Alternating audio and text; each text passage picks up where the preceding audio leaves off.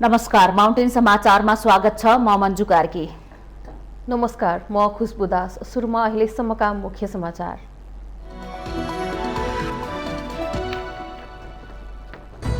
संसदको रोस्टमबाट कुन देशसँग कति अनुदान माग्ने भनेर उद्घोष गरेका कांग्रेस महामन्त्री गगन थापाको अभिव्यक्ति आलोचित बन्दै देशको विकास आफ्नै पौरखमा गर्नुपर्नेमा जोड।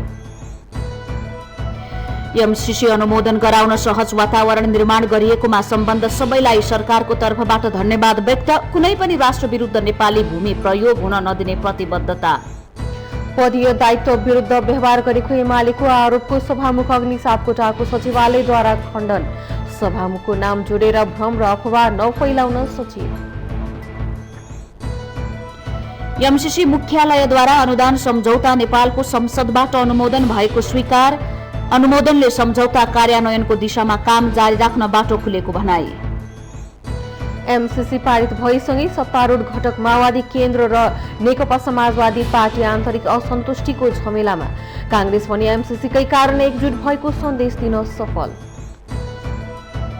रुस र युक्रेन बीचको युद्धका कारण विश्वमा कच्चा तेलको मूल्य सन् 2011 यताकै उच्च, प्रति ब्यारेल $110। पश्चिमा देशले जगेडाबाट 6 करोड ब्यारेल तेल बजारमा ल्याउने। र खप्तर गोल्ड कप फुटबल प्रतियोगिता आजबाट सुरु हुँदै उद्घाटन खेलमा मनाङ मर्स्याङ्दी र भारतको दिल्ली फुटबल क्लब भेट्ने।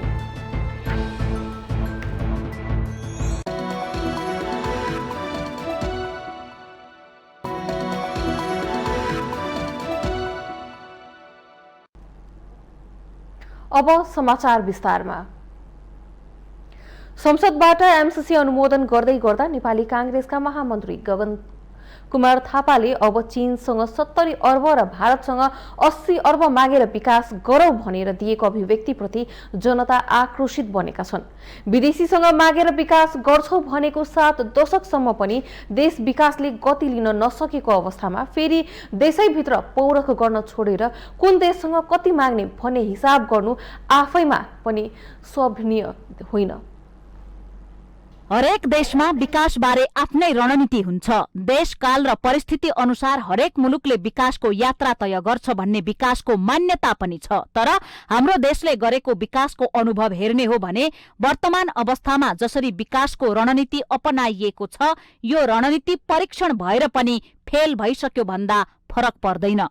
भर्खरै मात्र अमेरिकी सहयोग परियोजना एमसीसी संसदबाट अनुमोदन भएको छ। एमसीसीका पक्षधर मानिने नेताहरूले विदेशी सहयोगले मात्र नेपालको विकास सम्भव छ भन्ने आशयका अभिव्यक्ति दिए। नेपाली कांग्रेसका महामन्त्री तथा धेरैले आशा लाग्दो नेताका रूपमा हेरेका गगन थापाले संसदमा कांग्रेसको तर्फबाट कडा भाषण गरे। थापाले बोल्दा बोल्दै भने, एमसीसी पास गरौं, अमेरिकाबाट 60 अर्ब लिऊ, अब चीनसँग 70 अर्ब र भारतसँग 80 अर्ब मागौं भनेर। थापा जस्तो नेता कांग्रेसको महामन्त्रीमा आउँदा राजनीतिमा पुस्तान्तरण भयो भनेर खुशी भएका जनता संसदबाटै थापाले आफूलाई भीख माग्ने शैलीमा प्रस्तुत गर्दा भने झसङ्ग भएका छन्। हुन पनि नेपालले सन् 1952 देखि विदेशी दाताको सहयोग लिन थालेको हो। यो 7 दशकमा नेपालले खर्बौं रुपैयाँ अनुदान मार्फत भित्र्याएको छ। अर्कोतर्फ विकास बजेटको धेरै ठूलो हिस्सा बाह्य सहयोगमा नै आधारित हुन्छ।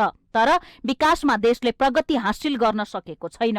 यसबाहेक करिब 50,000 गैर सरकारी संस्थाहरूले नेपालको विभिन्न क्षेत्रमा काम गरिरहेका छन्। 200 भन्दा बढी अन्तर्राष्ट्रिय गैर सरकारी संस्थाहरू छन् जसले हरेक वर्ष नेपाललाई पर्याप्त अनुदान दिइरहेका छन्। अवस्था कस्तो छ भने देशभित्र सानोतिनो बाढी जाँदा समेत सरकारले हतार हतार विदेशीसँग जस्ता पाता र त्रिपाल माग्छ।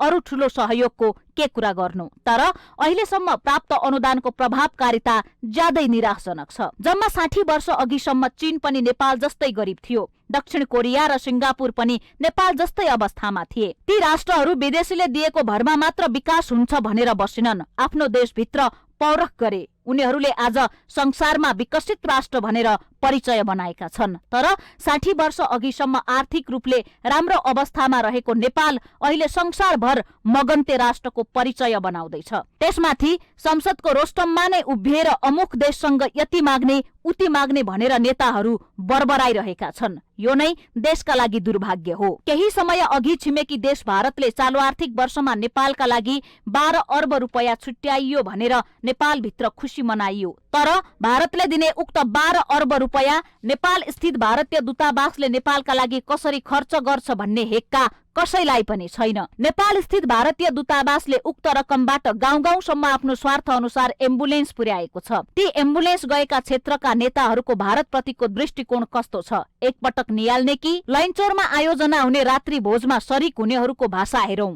काम हेरौं। 12 अर्बले नेपालको विकास गर्ने भन्दा नेपालीहरूलाई भारत भक्त बनाउने काम गरिरहेको छ। हाम्रो नेतृत्वमा रहेकाहरू त्यसको साँची बनेका छन्। भारतले यसरी दिने अनुदान आउनु भन्दा नआउनु नै नेपालको हितमा छ भन्ने कुरा कसले बुझ्ने?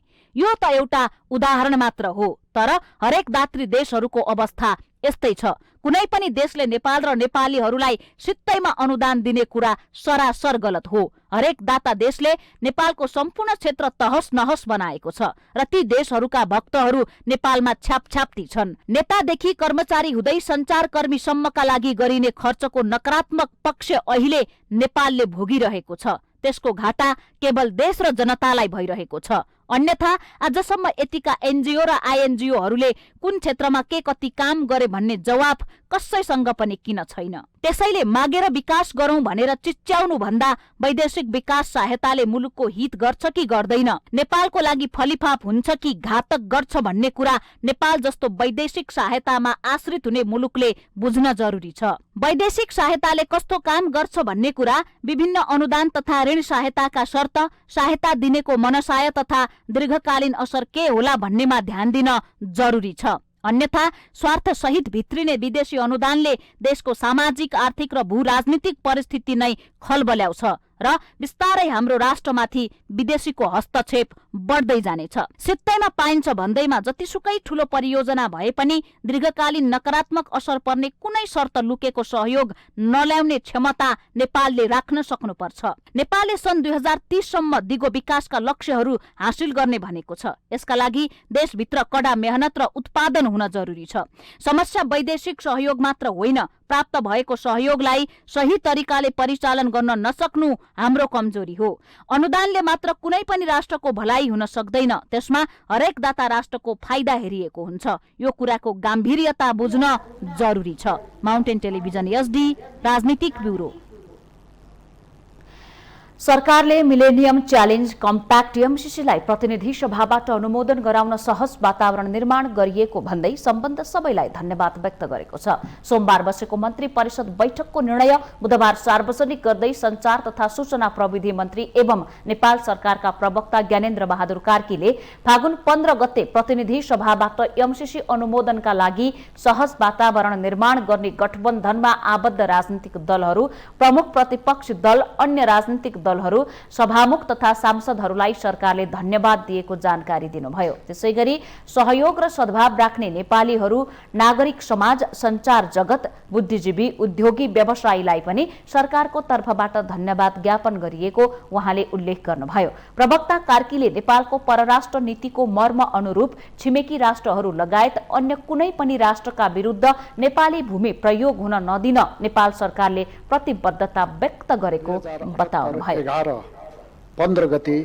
प्रतिनिधि सभाबाट अनुमोदन गराउन सहज वातावरण निर्माण गरी सहयोग गर्नुहुने गठबन्धनमा आबद्ध राजनीतिक दलहरू, प्रमुख प्रतिपक्षी दल लगायत अन्य राजनीतिक दलहरू, प्रतिनिधि सभाका सम्माननीय सभामुख र माननीय सदस्यहरू सबैलाई नेपाल सरकार हार्दिक धन्यवाद ज्ञापन गर्दछ। सबै मुलुकहरूसँग मैत्रीपूर्ण सम्बन्ध कायम गर्ने नेपालको परराष्ट्र नीतिको मर्म अनुरूप छिमेकी मित्र राष्ट्रहरू भारत एवं चीन लगायत कुनै पनि मित्र राष्ट्रको विरुद्ध नेपाली भूमि प्रयोग हुन नदिन नेपाल सरकारको प्रतिबद्धता व्यक्त गर्ने। बैठकले विभिन्न प्रसारण लाइन आयोजनाका लागि जग्गा प्राप्ति गर्ने र प्रारम्भिक कार्यवाही चलाउने अधिकारी तोक्ने विशेष अदालतको अध्यक्षमा न्यायाधीश श्रीकान्त पौडेल, राजस्व न्यायाधिकरण काठमाडौँको कानून सदस्य एवं अध्यक्षमा न्यायाधीश टेक प्रसाद ढुङ्गानालाई तोक्ने निर्णय गरेको छ। साथै सरकारले भूतपूर्व ब्रिटिश गोर्खा सैनिकहरूका सम्बोधन हुन बाँकी रहेका मागहरूका बारेमा बेलायत सरकारसँग वार्ता गर्न संयुक्त अधिराज्यका लागि नेपाली राजदूतको नेतृत्वमा नेपाली प्रतिनिधि मण्डल गठन गर्ने निर्णय पनि गरेको छ।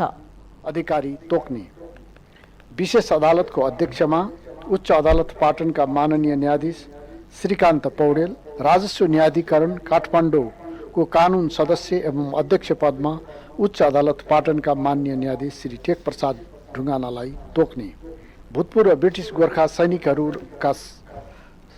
सैनिकहरूका सम्बोधन हुन बाँकी रहेका मागहरूको बारेमा संयुक्त अधिराज्य सरकारसँग वार्ता गर्न संयुक्त अधिराज्यका लागि नेपाली राजदूतको नेतृत्वमा नेपाली प्रतिनिधि मण्डल गठन गर्ने।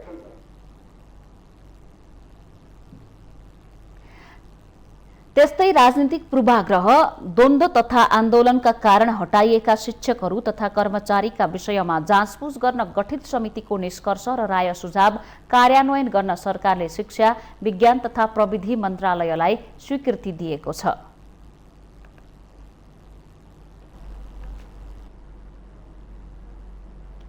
सभामुख अग्निप्रसाद सापकोटाको नाम जोडेर भ्रम सृजना गर्ने र अफवाह फैलाउन खोजिएको भन्दै सभामुखको सचिवालयले खण्डन गरेको छ। प्रमुख प्रतिपक्षी दल नेकपा एमाले प्रति लक्षित गर्दै सभामुखको सचिवालयले उल्लेख नगरी यसको पुष्टि गर्न चुनौती पनि दिएको हो। अमेरिकी सहयोग परियोजना एमसीसी सभामुखले टेबल गरेपछि त्यसको जिम्मेवार राजनीतिक दलको लेटर हेडमा सभामुखले बोल्दै नबोलेको विषयमा काल्पनिक कथ्य बनाई सोही विषयलाई जोडेर गलत भाष्य निर्माण गर्न खोजिएको सचिवालयको दाबी छ।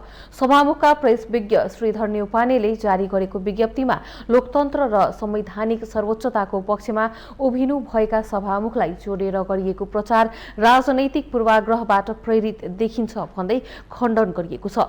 नेपालको संविधान, प्रतिनिधि सभा, नियमावली र कानूनले तोकेको परिधिभित्र रहेर संवैधानिक दायित्व र जिम्मेवारी निर्वाह गर्दै आएका सभामुख विरुद्ध कपोल कल्पित एवं भ्रमपूर्ण विषयको उठान र दुष्प्रचार खेदजनक भएको उल्लेख गरिएको छ। राजनैतिक अभीष्ट पूरा गर्न अमर्यादित एवं अशोभनीय तवरले सिर्जना गर्न खोजिएको भन्दै भ्रममा नपर्न सचिवालयले सबैमा अनुरोध गरेको छ।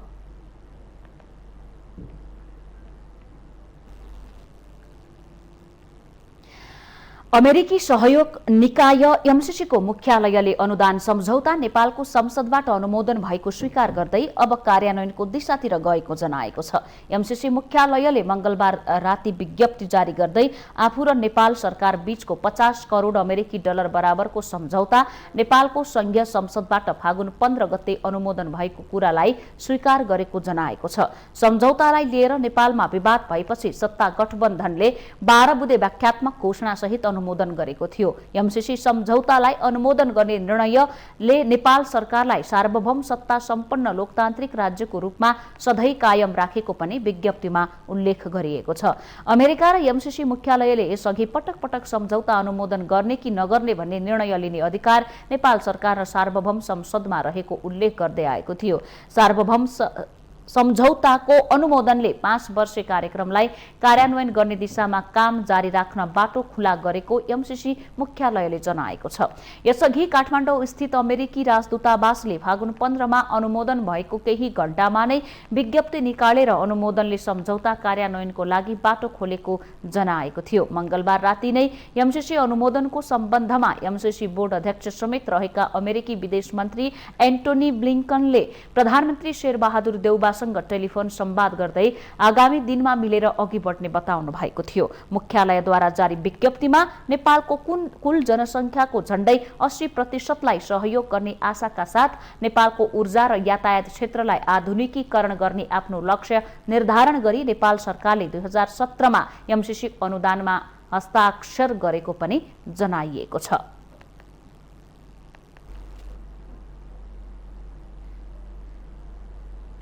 नेपाली कांग्रेसका प्रवक्ता डाक्टर प्रकाश शरण महतले स्थानीय तह निर्वाचनमा सत्तारूढ गठबन्धन बीच चुनावी तालमेल नहुने संकेत गर्नुभएको छ। सत्तारूढ प्रमुख घटक नेपाली कांग्रेसका प्रवक्ता महतले सत्तारूढ दलहरूबीच स्थानीय तह निर्वाचनमा चुनावी तालमेल गरेर जाने अवस्था आफूले नदेखेको बताउनु भएको हो। उहाँले स्थानीय आवश्यकतालाई ध्यानमा राखेर स्थानीय तहको निर्वाचन सम्पन्न हुने भएकाले दलहरूले आफ्नै ढंगले उम्मेदवारी दिने तर्क समेत गर्नुभयो। स्थानीय तहको निर्वाचन तोकिएको समयमा हुनेमा आफ्नो पार्टी विश्वस्त रहेको उल्लेख गर्दै उहाँले त्यसका लागि सरकार अघि बढिसकेको बताउनुभयो। हेर्न जाने भन्ने विषयमा पनि छलफल भइसकेको अवस्था छैन।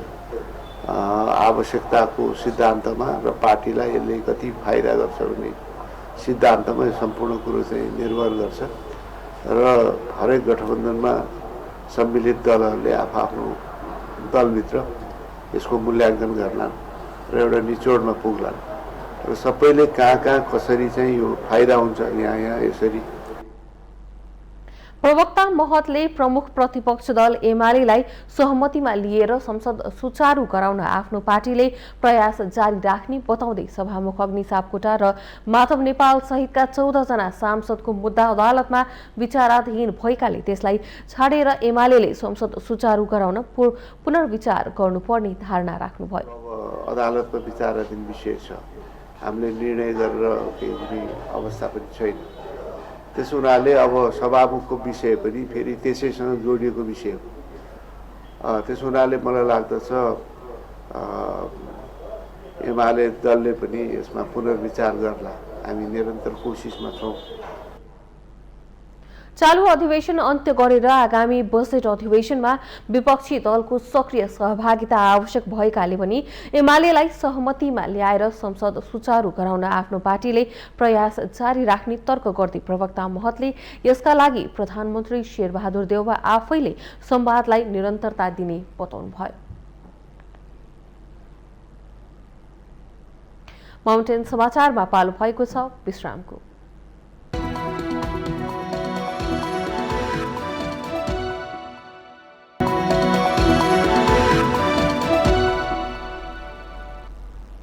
विश्रामपछि स्वागत छ। अब बाँकी समाचार। एमसीसी पारित भएसँगै विशेष गरी कम्युनिस्ट घटक माओवादी केन्द्र र समाजवादी पार्टीभित्र चर्को असन्तुष्टि चुलिएको छ। कतिपय कम्युनिस्ट सांसद त एमसीसी माथिको मतदान प्रक्रियामा सहभागी हुने पार्टीको निर्णय विरुद्ध विपक्षमा उभिए भने कतिपयले अझै पनि पार्टी निर्णय विरुद्ध अभिव्यक्ति दिँदै हिँडेका छन्। तर एमसीसी संसदबाट अनुमोदन गराउन निर्णायक भूमिका निर्वाह गरेको नेपाली कांग्रेस भने एमसीसीकै कारण पछिल्लो समय एक ढिक्का भएको देखिएको छ। लामो रस्साकसी र विवादपछि संसदमा अनुमोदन भएको एमसीसीले यति बेला नेपाली राजनीतिलाई नै तरङ्गित बनाएको छ। एमसीसीका कारण राष्ट्रिय जनमोर्चा सत्ता गठबन्धनबाट बाहिरिएको छ भने माओवादी केन्द्र र नेकपा एकीकृत समाजवादीभित्र आन्तरिक असन्तुष्टि चुलिएको छ। यी दुई पार्टीका नेता कार्यकर्ताहरूले विभिन्न टिक्का टिप्पणीका बावजुद पास भएको एमसीसीले माओवादी र नेकपा एकीकृत समाजवादीका लागि असन्तुष्टि व्यवस्थापक गर्न हम्मे परेको छ। एमसीसी प्रकरणबाट पार्टीको आन्तरिक लाभ हानिको हिसाब किताबमा नेपाली कांग्रेसलाई सफलता मिलेको देखिएको छ। यो प्रकरणले कम्युनिस्ट पार्टीहरूभित्र भने विवाद बढेको छ। यसको विपरीत कांग्रेस नेताहरू आन्तरिक विवाद बिर्सिएर एकजुट भएको देखिन्छन्। 14औं महाधिवेशनपछि गुटगत ध्रुवीकरण कायमै रहेको सत्तारूढ दल नेपाली कांग्रेसमा एमसीसीका कारण नेताहरू बीचको दूरी घटाउने काम गरेको छ। सभापति शेरबहादुर देउवाले विपक्षी खेमाका नेताहरूलाई एमसीसी मामिलामा बढी जिम्मेवारी दिएर आन्तरिक विवाद साम्य पारेर पार्टीलाई एकजुट बनाउने बाटोमा डोर्याउनु भएको छ। अब हिजो त तेस्रो ग्रुप पनि थियो, अब त्यो पनि रहेन होइन। अब हिजो प्रकाशमान उहाँको विरुद्धमा बोल्नु, अब प्रकाशमा त्यो समाहित भयो, कृष्ण दाई पनि समाहित भयो होइन। अब पार्टीमा दुईवटा रामचन्द्र दाई पनि अहिले उहाँसँग समाहित भयो होइन। अब पार्टीमा जो चुनाउले त्यो त भनौँ उपनेता जस्तै भन्ने त्यो त रहिरहन्छ होइन। अब त्यो चाहिँ के जसले जिते उसलाई नै पार्टी हाँक्ने हो, त्यो मान्यता चाहिँ अगाडि बढ्छ अब होइन। अब त्यो हिजोको जस्तै ग्रुप चाहिँ रहेन। अब सायद चाहिँ उहाँले यो उहाँको अन्तिम सभापतिमा उहाँले पार्टी छोड्ने बेलामा चाहिँ सबैलाई एकताबद्ध भएर चाहिँ गिरिजा प्रसाद चाहिँ सफल नेतृत्व भएर बन्न जानुहुन्छ मलाई लाग्छ। एमसीसीका विषयमा पार्टीको धारणा सार्वजनिक गर्न वामपन्थी दलहरूका बीचमा होडबाजी नै चलेको छ। व्याख्यात्मक घोषणासहित पारित गरेका दलहरू एमसीसी पारित गर्नुको बाध्यताबारे स्पष्टीकरण दिइरहेका छन्।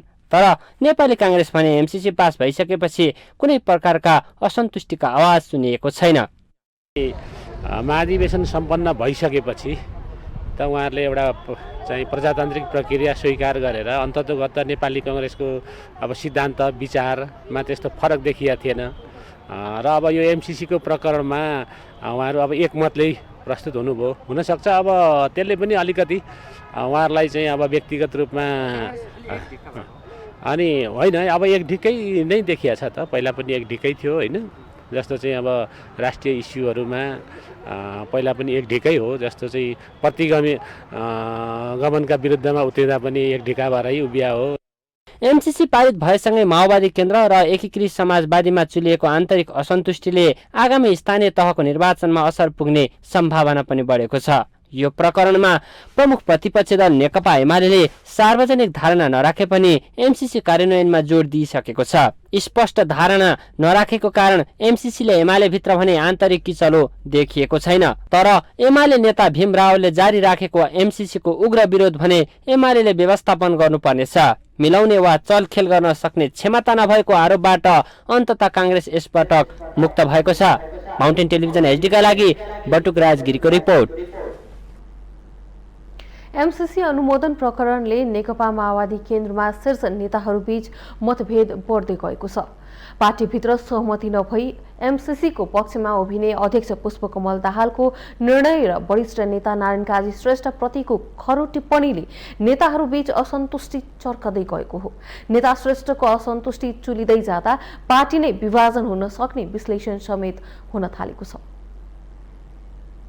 संशोधन बिना एमसीसी अनुमोदन नगर्ने अडानबाट पछि हटेर नेकपा माओवादी केन्द्रले अन्तिममा व्याख्यात्मक घोषणा थपेर यसलाई पारित गर्न सहमति दियो। धर्मराउ नै लागेको गठबन्धनमा एमसीसी अनुमोदनसँगै फेरि प्राण त भरियो, तर यस प्रकरणले सत्ता घटक माओवादी केन्द्रको आन्तरिक असन्तुष्टि भने तीव्र बनेको छ।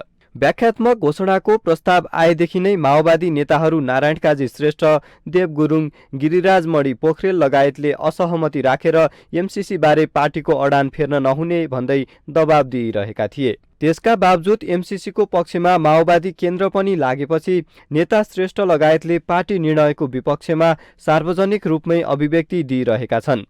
एमसीसी बारे स्पष्टीकरण दिन आयोजित पत्रकार सम्मेलनमा श्रेष्ठ लगायतलाई लक्षित गरी अध्यक्ष दाहालले खरो टिप्पणी गरेपछि श्रेष्ठ अरू बढी चिडिएको अनुमान गरिएको छ। दाहालको व्यवहारले पार्टी विभाजनको दिशामा समेत जान सक्ने र त्यसको नेतृत्व नेता श्रेष्ठले गर्न सक्ने आकलन समेत हुन थालेको छ। प्रचण्डजीको यो स्वभाव के हो भने यो अलिकति अचम्मकै स्वभाव छ उहाँको। मान्छेलाई उहाँले कहिलेकाहीँ पुस गर्नुहुन्छ अनि फेरि त्यसैलाई आफै समस्या क्रिएट गर्ने। किन बोल्नु पर्यो त्यस्तो कुरा? धेरै समस्या त प्रचण्डजीले आफ्नो पार्टी समाप्त गर्दै जुन हुनुहुन्छ या पार्टी खिँदैछ, यसको धेरै ठुलो कारण चाहिँ के हो भन्दाखेरि चाहिँ उहाँ स्वयंको बोली नै हो। त यो पार्टीमा कहाँनिर मैले के कमजोरी गरेँ, मेरो बोली वचन व्यवहारले के भयो भन्ने कुरा चाहिँ उहाँले चाहिँ ख्यालै गर्नुभएको छैन। एमसीसीको विषयलाई लिएर अध्यक्षसँग दूरी बढेका बेला नेकपाका संयोजक नेत्र विक्रम चन्द विप्लवसँग नारायण काजी श्रेष्ठले बुधबार गरेको भेटघाटले माओवादी केन्द्रमा चलेको द्वन्द्वबारे अड्कलबाजी गर्न थप मलजल गरेको छ।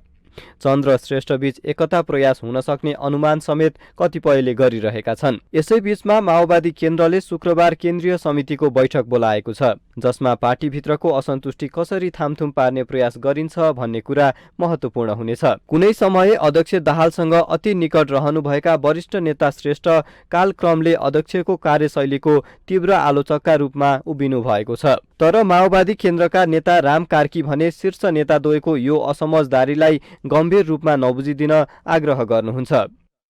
होइन, कम्युनिस्ट पार्टीहरू स्वाभाविक रूपमा अब जीवन्तता धेरै हुन्छ कम्युनिस्ट पार्टीमा। त फरक फरक प्रकारको विचारधारा आयो, फरक प्रकारको कार्यदिशा अगाडि आयो भने चाहिँ त्यसले फुट कहिलेकाहीँ गराइदिन्छ होइन। अब स्वाभाविक रूपमा यसलाई यो पार्टीभित्र 20 गतिबाट त यो प्रवेश गरिहाल्छ।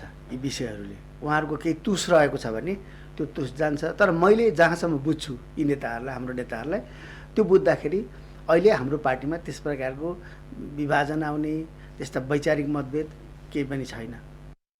नेपालमा कम्युनिस्टहरूको फुट र जुटको श्रृङ्खला हेर्दा माओवादी केन्द्र फेरि विभाजित भइहालेमा पनि कुनै आश्चर्यको विषय भने हुने छैन। पछिल्लो समय माओवादीमा अध्यक्ष दाहालको एकलौटी निर्णयप्रति पार्टी पंक्तिमै असहमति बढ्दै गइरहेको छ। एमसीसीमा अध्यक्षले अन्तिम समयमा अचानक अडान फेरेपछि त्यो असहमति सतहमै आएर छताछुल्ल भएको छ। तर सोमबार पत्रकार सम्मेलनमा श्रेष्ठ विरुद्ध खरो टिप्पणी गरेका दाहालले मंगलबार श्रेष्ठकै निवासमा पुगी भेटेर थामथुम पार्ने प्रयास गरेको परिदृश्यमा श्रेष्ठ पक्षले यसलाई कसरी लिन्छ त्यसले नै माओवादी केन्द्र फुट्नबाट जोगिन्छ वा फेरि अर्को चिरा बन्छ भन्ने तय गर्नेछ। माउन्टेन टेलिभिजन एसडीका लागि सुजन चालिसेको रिपोर्ट। मुख्य विपक्षी नेकपा एमालेको नाराबाजी र अवरोधका बीच प्रतिनिधि सभाको बैठक बसेको छ। बुधबार बसेको बैठकमा प्रधानमन्त्री शेरबहादुर देउबाको तर्फबाट कानून न्याय तथा संसदीय व्यवस्था मन्त्री दिलेन्द्र प्रसाद बडुले राष्ट्रिय सूचना आयोगको वार्षिक प्रतिवेदन पेश गर्नुभएको छ। यस्तै बैठकमा संस्कृति पर्यटन तथा नागरिक उड्डयन मन्त्री प्रेम बहादुर आलेले नेपाल नागरिक उड्डयन प्राधिकरण विधेयक 2076 र नेपाल हवाई सेवा प्राधिकरण विधेयकमाथि विचार गरियोस् भन्ने प्रस्ताव पेश गर्ने सम्भावित कार्यसूची भए पनि सो प्रस्ताव भने पेश भएन। प्रतिनिधि सभाको अर्को बैठक फागुन 22 गते आइतबार बिहानको 1 बजे बस्ने तय भएको छ।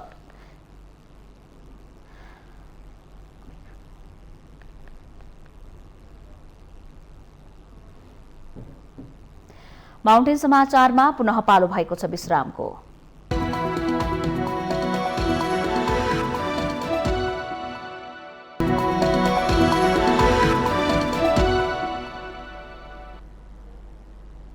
विश्रामपछि पुनः स्वागत छ। अब बाँकी समाचार। महाशिवरात्रिमा पर्वको अवसर पारेर पवित्र पाशुपत क्षेत्र फुल्लै फुलले सिंगारिएको थियो। शिवरात्रिलाई लक्षित गरी पशुपति क्षेत्रलाई सिंगार्न झण्डै 30 लाख रुपैयाँको फूल आयात गरिएको हो। नेपालको माटो र हावापानी पुष्प व्यवसायका लागि अनुकूल रहेको भनिए पनि ठूला चाडपर्वमा करोडौं रुपैयाँको फूल विदेशबाट आयात गर्नुपर्ने बाध्यता छ। नेपालमा व्यावसायिक पुष्प खेतीको थालनी भएको पनि 2.5 दशक बितिसकेको छ। तर अन्य वस्तु तथा सेवाको परनिर्भरता जस्तै फूल उत्पादनमा पनि नेपाल अझै आयातमै निर्भर छ। फूल उत्पादनका लागि अनुकूल हावापानी र उत्तम माटो भए पनि नेपालको पुष्प व्यवसायले आधुनिक प्रविधि र समुन्नत खेती प्रणाली अपनाउन सकेको छैन। परिणाम स्वरूप ठूला चाडपर्व आउने बित्तिकै फूलको जोहो गर्न भारत लगायतका तेस्रो मुलुकको भर पर्नुपर्ने हाम्रो बाध्यता हो। पशुपति क्षेत्र विकास कोषका प्रवक्ता रेवती रमण अधिकारीको भनाइले पनि यस कुरालाई पुष्टि गर्छ। जस्तो बत्तीको करिब 25 लाखको अनुमान थियो भने त्यस्तै गरी फूलको पनि त्यो 25-30 लाखसम्मको अनुमान गर्दाखेरि 50 देखि 60 को अनुमानमा यो खर्च छ। यो फूलहरू नेपालको फूलबाट सम्भवै छैन। त्यसकारण छिमेकी मित्र राष्ट्र भारत हुँदै भारतभन्दा पनि बाहिर जस्तो हङकङ चाइना लगायतको देशहरूबाट पनि आएको भन्ने सूचना प्राप्त भएको छ। हामीले आफ्नो संस्कृति जोगाउन वा चाडपर्व मनाउन प्रयोगमा ल्याउने अधिकांश वस्तु विदेशी माटो, विदेशीकै हात र सिपबाट बन्ने वा उत्पादन हुने गरेका छन्। सरकारले कृषि क्षेत्रको सुधार र आधुनिक कृषि प्रविधिमा किसानलाई आकर्षित गर्ने कुनै योजना ल्याउन नसक्दा पुष्प व्यवसायमा लागेकाहरू समेत पलायन हुनुपर्ने अवस्थामा पुगेका छन्। नेपालीहरूलाई सामान्य भन्दा सामान्य कुरामा पनि विदेशी वस्तु र सेवाकै भर पर्नुपर्ने चरम अवस्थामा सरकारी अकर्मण्यताकै कारण पर्नु परेको सर्वसाधारणको आरोप छ। यसो कुरा हामीले चाहिँ विदेशबाट नि ल्याउने नेपालको उसो त यहाँ पैसै छैन, लिक्विडिटी छैन भनेर यत्रो गरिरहेको हुन्छ। यत्रो खर्च चाहिँ कसरी गरिरहेछ त सरकारले? त्यस्तो कुरामा सरकारी निकायबाट चाहिँ एकदमै हेर्न पर्ने हो। तर सजावट गरिनुभन्दा एउटा वृद्धाश्रममा एउटा हस्पिटलमा यो पैसा चाहिँ त्यहाँ खर्च गर्नुभयो भने धेरैले आशिष दिने थियौँ भन्ने मलाई लाग्छ। नेपालको फुललाई उत्पादन गर्न प्रोत्साहन दिने हो भने पुष्प व्यवसायहरू डुबेर जाने थिएन। पुष्प व्यवसायलाई कुनै हौसला दिएर कुनै एउटा सरकारले कुनै एउटा पाटो दिएर कुनै एउटा जस्तै भनौँ राहत दिएर उनीहरूलाई पुष्प व्यवसायलाई फस्टाउन दिने हो भने अब विदेशबाट फुल आयात गर्नुपर्ने नेपाल होइन। नेपालमा फुल जति पनि उत्पादन गर्न सकिन्छ, जति पनि उत्पादन हुन्छ, तर नेपालको फुल सुकेर गएको छ। समृद्धि र विकास बारे चर्का भाषण गर्ने नेताहरूमा कृषि पेसाको विशिष्टीकरण र किसानहरूको पेसागत क्षमता अभिवृद्धि गर्नुपर्छ भन्ने सामान्य चेत पनि पलाएको छैन। विशिष्टीकरणले मात्रै कृषिजन्य उत्पादनको व्यावसायिक क्षमता बढाउँछ। मल, बिउ, सिंचाई, प्रविधि, तालिम जस्ता आधारभूत कुराहरूमा यस पेसामा लागेका मानिसहरूको क्षमता अभिवृद्धि नगरी फूल उत्पादनमा नेपाल आत्मनिर्भर हुन सक्दैन। अहिलेलाई कम्तीमा फूल आयात प्रतिस्थापनका लागि मात्रै भए पनि गुणस्तरीय फूल प्रतिस्पर्धी मूल्यमा उत्पादन गर्नु सक्नु नेपाली व्यवसायका लागि चुनौतीपूर्ण छ। होइन भने भन्सार विभागको आँकडा उद्धृत गर्दै वर्षेनी यति मूल्यको फूल आयात भयो भनिरहनु पर्ने हाम्रो बाध्यता हुनेछ। फूल आयातमा चाहिँ हामी निकै अन्य वस्तु जस्तै गरी आत्मनिर्भर छैनौँ, आयात गरेरै गर्नुपर्छ र यसको चाहिँ अहिले तथ्याङ्क गत वर्ष 77-78 को हेर्ने भने 8 करोड मूल्य बराबरको फुलहरू, विभिन्न फुलहरू नेपालमा आयात भएको छ भनेदेखि यही 78-79 सालको माघ मसान्त यो 7 महिनाको तथ्याङ्क हेर्दा पनि झन्डै 7 करोड 14 लाख बराबरको फुलहरू चाहिँ विदेशबाट आयात भएको देखिन्छ। कसरी चाहिँ त्यसलाई चिरस्थायी बनाइ राख्ने, कसरी संरक्षण गरेर राख्ने भन्ने विषयमा अलिकति हामी त्यस क्षेत्रमा लाग्ने सरकारी अथवा गैर सरकारी अथवा निजी क्षेत्र चाहिँ त्यतातर्फ अलिकति ध्यान केन्द्रित गर्नुपर्छ। नेपालमा गत आर्थिक वर्षमा 8 करोड र चालू आर्थिक वर्षको 7 महिनासम्म 7 करोड 14 लाख रुपैयाँको फूल आयात भएको भन्सार विभागको तथ्याङ्क छ। विकास र समृद्धिको एकोहोरो रटान लगाउने नेता र तालुकवाला मन्त्रीहरूले ससाना कुराबाटै देशलाई आत्मनिर्भरताको पथमा हिँडाउन सकिन्छ भन्ने हेक्का राख्न जरुरी छ। हिन्दू धर्मावलम्बीहरूको महान पर्व शिवरात्रिको अवसरमा काठमाडौँको गौशालामा स्थित पशुपति मन्दिर निकै तामझामका साथ सजाउने गरिन्छ। तर विडम्बना नेपाल कृषि प्रधान देश भनिए पनि नेपालमा फूल उत्पादन नहुँदा हरेक वर्ष नै विदेशबाट करोडौं रकम खर्च गरेर फूल आयात गर्नुपर्ने बाध्यता भने कायमै छ। माउन्टेन टेलिभिजन HD का लागि क्यामेरामा दीपक राज भट्टका साथ बिन्दु अधिकारी, पशुपति, काठमाडौँ। चोरी भएर विभिन्न मुलुक हुँदै अमेरिकाको म्युजियमहरूमा पुगेको 3वटा पुरातात्विक महत्त्वको सांस्कृतिक सम्पदाहरू नेपाल फिर्ता भएको छ। बुधबार अमेरिकाको न्युयोर्क स्थित रुबिन म्युजियम अफ आर्टका कार्यकारी निर्देशक डाक्टर जोरिट बिट्सचेगिलले चोरी निकाय भई आफ्नो म्युजियममा पुगेको 17औं शताब्दीको काठको कलात्मक तोरण, 14औं शताब्दी कालका उडिरहेको गन्धर्वको आकृति, कुदिएको काष्ठकला र 13औं शताब्दीको मल्लकालीन ध्यान मुद्रामा रहेको प्रशस्तरको बुद्धको मूर्ति काठमाडौँ ल्याई पुरातत्व विभागलाई हस्तान्तरण गर्नुभएको हो। 22,000 अमेरिकी डलर बराबरको पुरातात्विक महत्त्वको सांस्कृतिक सम्पदा फिर्ता भएको विभागका महानिर्देशक दामोदर गौतमले जानकारी दिनुभएको छ। हस्तान्तरण गर्नेछौँ र ती ठाउँमा ती मूर्ति अथवा ती मोडर्न कल्चर प्रपर्टिजहरू रेस्टिट्युट हुनेछ अथवा प्रतिस्थापित हुनेछ। यो हाम्रो एमएलएको हो र सुरक्षाको प्रत्याभूति र सबै केही प्रक्रियाहरू पुरा गर्नुपर्ने हुन्छ। त्यसैगरी संस्कृति, पर्यटन तथा नागरिक उड्डयन मन्त्री प्रेम बहादुर आलेले चोरी भएको नेपालको पुरातात्विक महत्त्वका ती सम्पदाहरू आफैले ढुवानी सहित बेहोरेर नेपाल फिर्ता गरेको भन्दै रुबिन म्युजियम अफ आर्ट र सो खोजी कार्यमा संलग्न परराष्ट्र मन्त्रालय, अमेरिका स्थित नेपालको महावाणिज्य दूतावास, पुरातत्व विभागप्रति आभार व्यक्त गर्नुभयो। उहाँले लन्डन, पेरिस लगायतका विभिन्न मुलुकमा नेपालबाट चोरी निकासी भएका सांस्कृतिक सम्पदाहरू अझै रहेको र त्यसलाई फिर्ता गर्नका लागि सम्बन्धित निकाय र सञ्चारकर्मीहरूले पुनः सहयोग गर्ने विश्वास व्यक्त गर्नुभएको छ। देशहरूमा अहिले पनि ती चाहिँ यथावत छन्। तिनलाई फिर्ता ल्याउनको लागि मन्त्रालयको तर्फबाट, परराष्ट्र मन्त्रालयको तर्फबाट र पुरातत्व विभाग र पत्रकार साथीहरूको महत्त्वपूर्ण भूमिका हुनेछ भन्ने मैले विश्वास लिएको छु। पुरातत्व विभागका अनुसार नेपालबाट गैर कानूनी ढंगले चोरी भई विभिन्न मुलुकमा निकासी भएका पुरातात्विक महत्त्वका सम्पदाहरू 76 वटा फिर्ता भइसकेका छन्।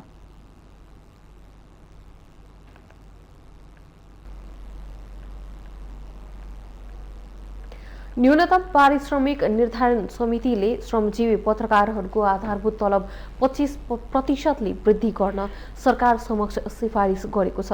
समितिले बुधबार सञ्चार तथा सूचना प्रविधि मन्त्री ज्ञानेन्द्र बहादुर कार्की समक्ष श्रमजीवी पत्रकारको पारिश्रमिक पुनरावलोकन सिफारिस 2078 प्रतिवेदन पेश गर्दै पत्रकार कर्मचारी र कामदारको न्यूनतम आधारभूत तलबमा हाल पाइरहेको तलबको 25%ले वृद्धि गर्न सिफारिस गरेको हो। प्रतिवेदन पेश गर्दै न्यूनतम पारिश्रमिक निर्धारण समितिका अध्यक्ष राजेन्द्र अड्यालले श्रमजीवीहरूको न्यूनतम आधारभूत आवश्यकता, बजार मूल्यको वर्तमान अवस्था, मौद्रिक अवस्थामा आएको उतार चढाव र अन्य क्षेत्रमा कार्यरत श्रमजीवीहरूको तुलनात्मक पारिश्रमिक दरको अध्ययनको आधारमा 25%ले तलब वृद्धिको सिफारिस गरिएको बताउनुभयो। 24,375 अहिले कार्यान्वयन रहेको अवस्था छ। यो सबैलाई हेरेर हामीले लामो छलफल गरेर 25%मा वृद्धि हुने गरी 30,468 रुपियाँ चाहिँ सिफारिस गरेका छौँ। प्रतिवेदन बुझ्दै सञ्चार तथा सूचना प्रविधि मन्त्री कार्कीले समितिको सिफारिस कार्यान्वयनका लागि छलफल गर्ने बताउनुभयो।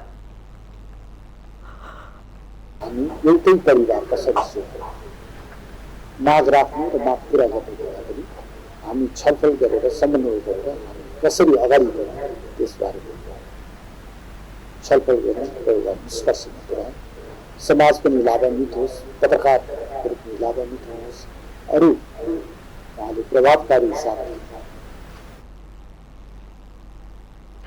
समाजलाई गतिशील बनाउन पत्रकारहरूको महत्त्वपूर्ण भूमिका रहने उल्लेख गर्दै उहाँले पत्रकारहरूलाई उत्साहका साथ काम गर्ने अवसर दिलाउन राज्य सचेत रहेको बताउनुभयो।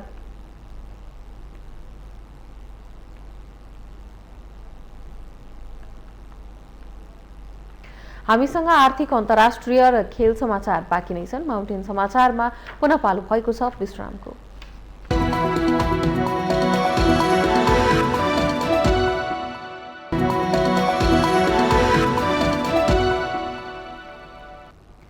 विश्रामपछि स्वागत छ। अब आर्थिक समाचार।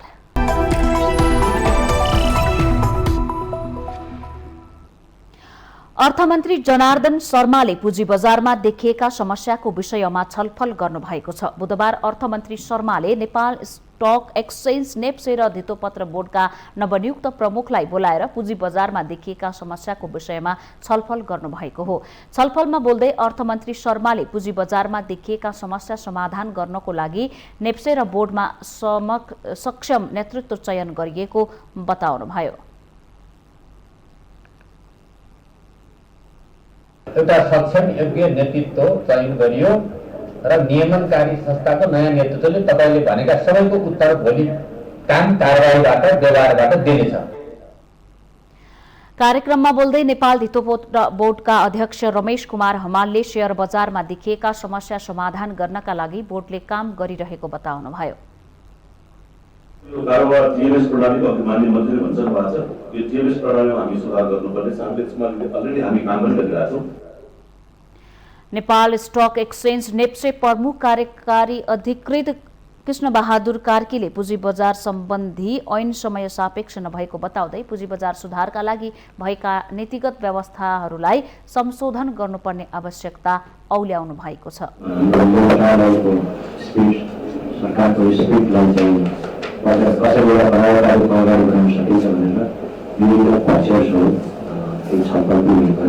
भएका प्रावधानहरूलाई अत्यन्त त्यहाँ भएको जोडिएको प्रविधिको बारेमा पनि भित्र बाहिरबाट अध्ययन बाहिरको गुणस्तरहरूलाई लिएर अध्ययन गर्ने काम गरे। अर्थ मन्त्रालयका राजस्व सचिव कृष्णहरि पुष्करले मन्त्रालयले नेप्से र धितोपत्र बोर्डको काम गर्ने प्रणालीलाई अन्तर्राष्ट्रिय एजेन्सीहरूसँग सहकार्य गर्ने काम अगाडि बढाएको जानकारी दिनुभयो। खालि डोमेस्टिक एफेयर्स भन्दा पनि इन्टरनेसनल एफेयर्सबाट पनि केही न केही कुराहरू लिङ्केज र प्रभावित पनि हुन्छ र हाम्रा कारोबारहरू इन्टरनेसनली र डोमेस्टिकली पनि कम्पेटेबल पनि हुनुपर्छ। त्यसको लागि पनि यो हाम्रा सेवनलाई वा नेप्सेका काम कारबाही र पद्धतिलाई पनि हामीले विभिन्न छिमेकी मुलुकहरूसँग र हाम्रा जस्तै पनि अरू पनि इन्टरनेसनल एजेन्सिजहरूसँग पनि त्योसँग पनि एक खालको आबद्धता र इन्गेजमेन्ट गराउने कुरा पनि अगाडि बढिरहेको अवस्था छ। कार्यक्रममा पुँजी बजारलाई नियमनकारी निकायका दुवै प्रमुखले विद्यमान नीतिगत व्यवस्थामा सुधार गर्नुपर्नेमा जोड दिएका छन्। अर्थमन्त्री शर्माले धितोपत्र बोर्डका अध्यक्ष र नेप्सेका सीईओलाई मोबाइल एपबाटै शेयर कारोबार हुने व्यवस्था मिलाउन निर्देशन दिनुभएको छ भने पुँजी बजार नबुझिकन कारोबार गर्नेलाई शेयर शिक्षा दिन पनि निर्देशन दिनुभएको छ।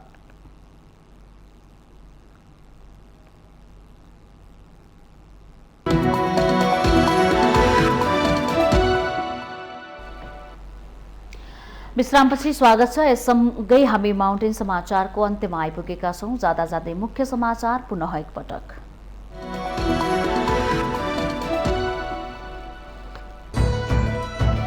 संसदको रोस्टमबाट कुन देशसँग कति अनुदान माग्ने भनेर उद्घोष गरेका कांग्रेस महामन्त्री गगन थापाको अभिव्यक्ति आलोचित बन्दै देशको विकास आफ्नै पौरखमा गर्नुपर्नेमा जोड। एमसीसी अनुमोदन गराउन सहज वातावरण निर्माण गरिएकोमा सम्बद्ध सबैलाई सरकारबाट धन्यवाद व्यक्त। कुनै पनि राष्ट्र विरुद्ध नेपाली भूमि प्रयोग हुन नदिने प्रतिबद्धता। पदीय दायित्व विरुद्ध व्यवहार गरेको एमालेको आरोपको सभामुख अग्नि सापकोटाको सचिवालयद्वारा खण्डन। सभामुखको नाम जोडेर भ्रम र अफवाह नफैलाउन सचेत।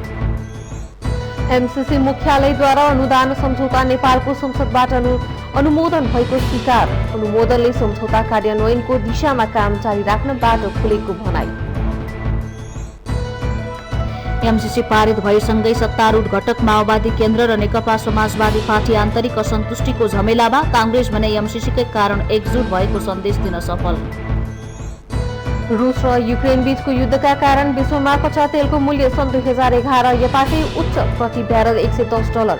पश्चिमा देशले जगिराबाट 6 करोड ब्यारल तेल बजारमा ल्याउने। र खप्तड गोल्ड कप फुटबल प्रतियोगिता आजबाट सुरु हुँदै उद्घाटन खेलमा मनाङ मर्स्याङदी र भारतको दिल्ली फुटबल क्लब भिड्ने।